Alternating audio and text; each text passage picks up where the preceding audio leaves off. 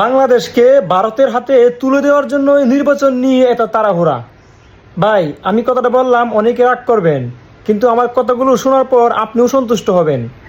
যেই জায়গায় স্বাধীনতার পর থেকে কোনো সরকারের পক্ষে এসে পাকিস্তান বলে নাই যে তাদের অপরাধের জন্য ক্ষমা চাইবে, ডক্টর ইউনূসের নেতৃত্বে সেই সরকারের হাতে পাকিস্তান এসে বলে গেছে তারা ক্ষমা চাইবে। চীন বাংলাদেশকে যে কোনো মূল্যে অস্ত্র দিবে।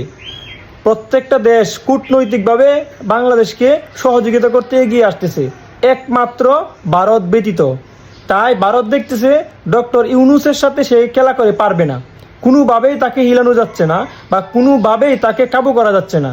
তাই ডক্টর ইউনূসকে যদি আমরা সরাতে পারি তাহলে আবার বাংলাদেশটাকে আমরা গ্রাস করে নিব।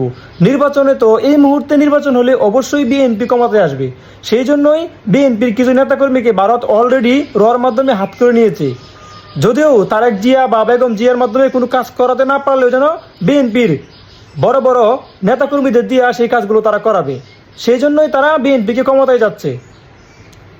ভাই, আপনি মানেন আর না মানেন, নির্বাচন হয়ে যদি ইউনূসকে দেশ থেকে পাঠিয়ে দেওয়া হয়, দেশ থেকে তাড়িয়ে দেওয়া হয়, ভারত 7টা অঙ্গরাজ্যকে বাঁচানোর জন্য বাংলাদেশকে তাদের অঙ্গরাজ্য ঘোষণা করতে একটু দ্বিধাবোধ করবে না।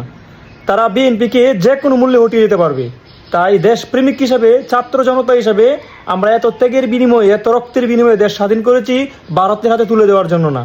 তাই আসুন, আগে আমরা জনগণের পালস বুঝি, আগে আমরা দেশপ্রেমিক হই।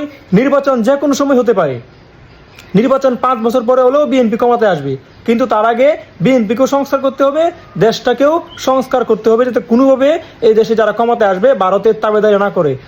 আমার সাথে যদি একমত হন তাহলে কথাগুলো ভালো লাগলে ভিডিওটা শেয়ার দিবেন।